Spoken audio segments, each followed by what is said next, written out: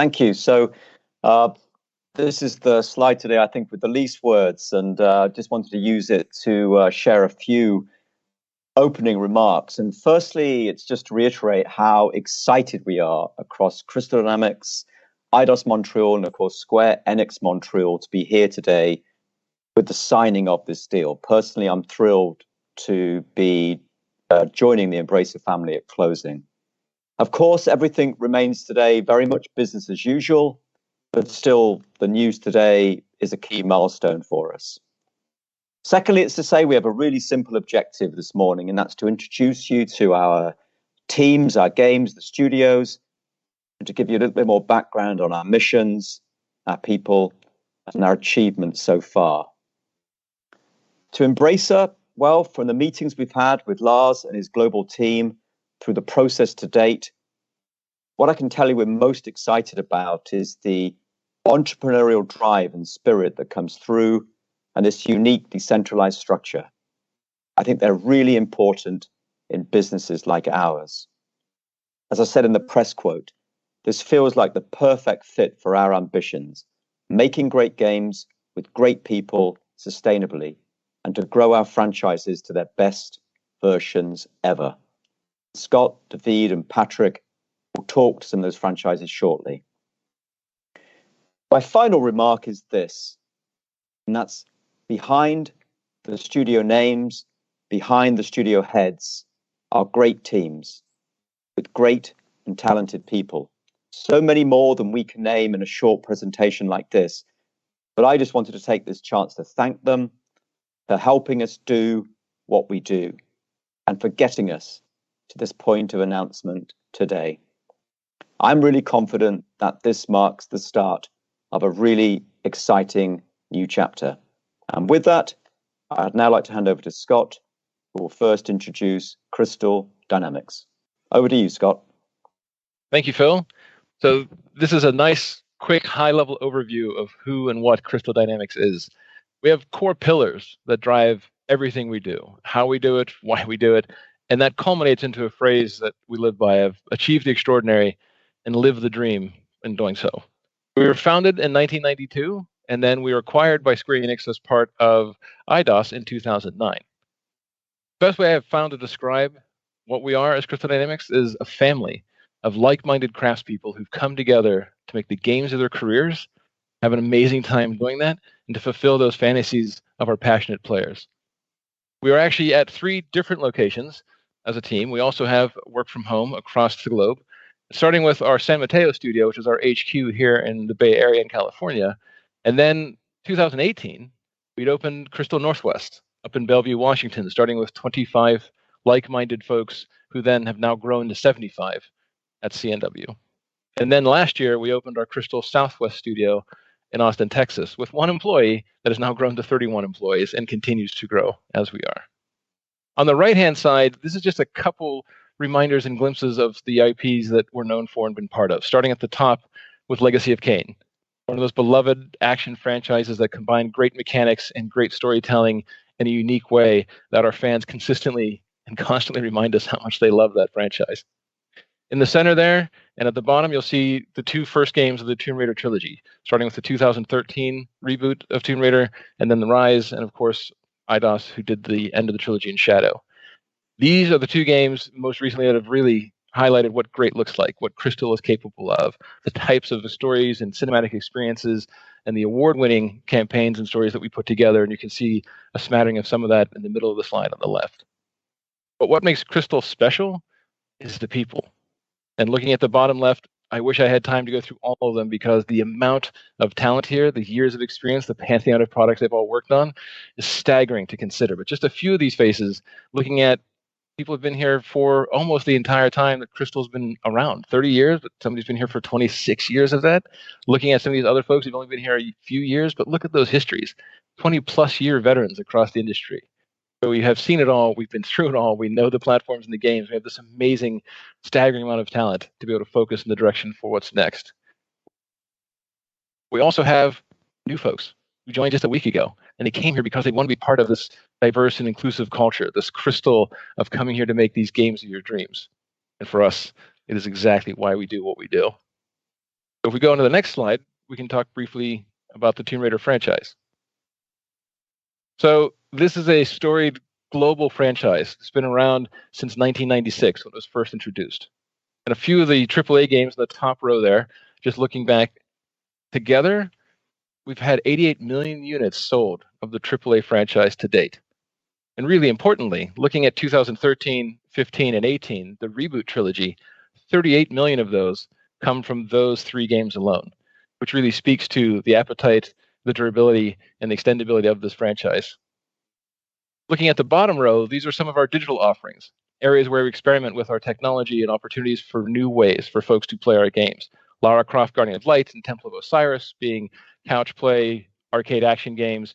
Looking at the 2 mobile games on the right, where we had our first free-to-play Relic run, which garnered 50 million downloads on its own. That just shows the power of the brand inside of the right space. And then looking at Lara Croft Go, it's an award-winning mobile game that still stands at one of the highest-rated games in the App Store because of the quality and the features of that product. But this is just looking at the games. We still have an entire transmedia world out there known for films, new series coming, comics, and looking across what the possibilities are for this franchise. I tell you, the best is yet to come. With that, I'll hand it over to David. Thank you, Scott. So fast. I am an introvert and French speaker, so be patient with me. I cannot speak as fast as Scott. But let's start with Eidos. And let's start with the beginning. The Eidos adventure in Montreal began in 2007. At this time, we were 2 crazy people who decided to revive the Deus Ex IP as our first game. So a new team, a very complex production, a new tech, and a new studio, an easy challenge. But there is several reasons for this choice. First, establish a very high-quality brand studio image and attract the right experts with an iconic IP. And that's how the production of Deus Ex Human Revolution began. Since the critical acclaim of and commercial success of this game in 2011, the Eidosians have developed games based on different IPs like Thief in 2014, Deus Ex Mankind Divided, yes, in 2016, and Tomb Raider in 2018. Establishing Eidos Montreal as a major player in the industry, an ecosystem capable of creating and producing high-quality games in full autonomy and on a regular basis. But we also went through several co-developments with our friends at Crystal Dynamics, Tomb Raider in 2013 and Rise of Tomb Raider in 2015. Through the production of all of these quality games, we have developed a great expertise in creating deep stories, strong characters, and unique visual styles.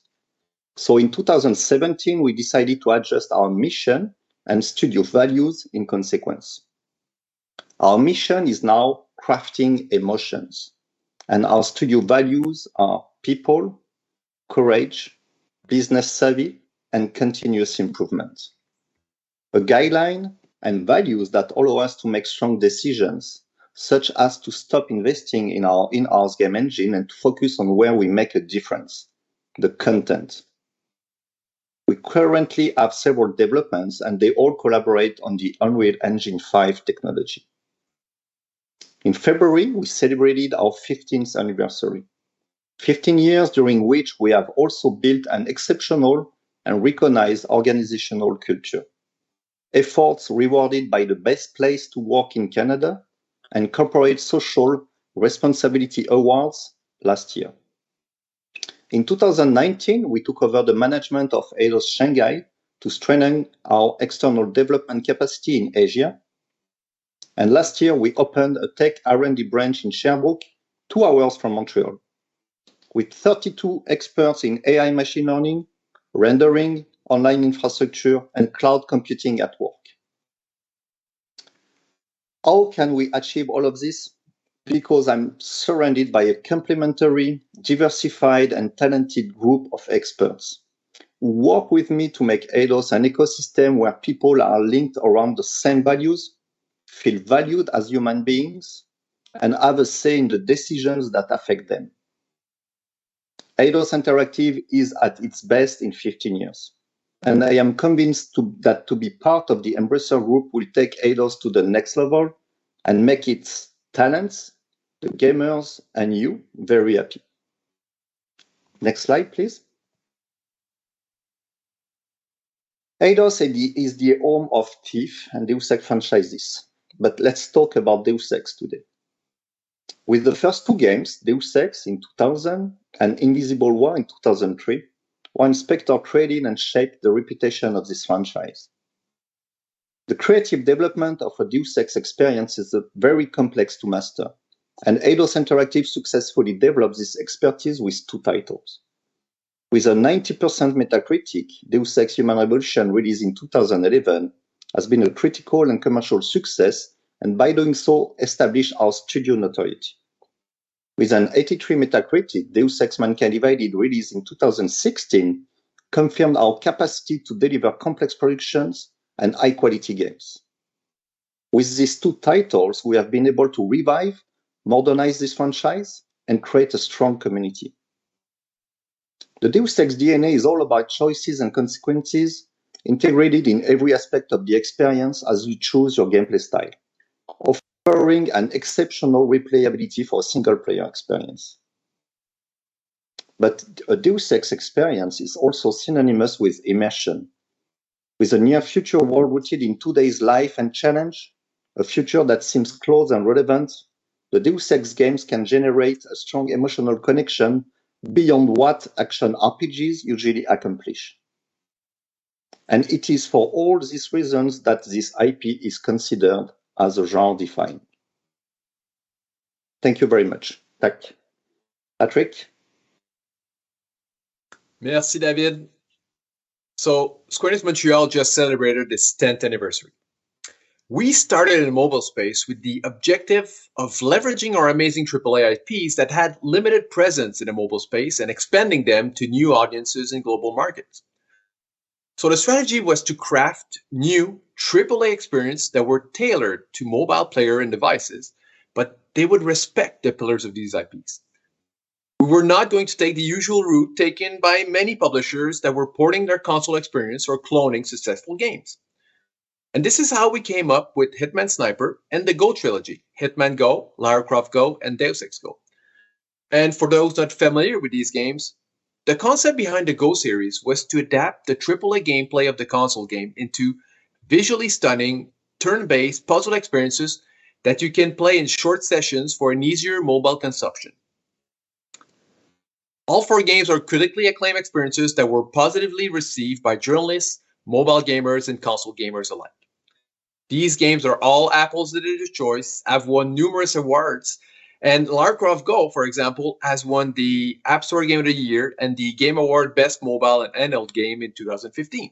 It also received the prestigious Apple Design Award. But in order to grow our mobile business, we have made a transition from premium games to free-to-play in the past few years in order to bring our next slate of games to the hundreds of millions of players around the world that we just can't reach with premium games. So we've built our tech stack, or we have our own backend solution, our live ops engines, or BI suites. We've refined segmentation tools. We retooled all of our processes, all of our pipelines. We hired free-to-play experts. But we still have the same goal, and it is to stand out in this very crowded mobile market by finding better ways to play our AAA IPs on mobile. We have a very strong core of developers that have been with us in the first years of the studio, and we've added a few key people to the studio, notably Natalie and Ivan, that have brought some of the free-to-play expertise. And we'll be launching our first slate of free-to-play games this year. Back to Lars.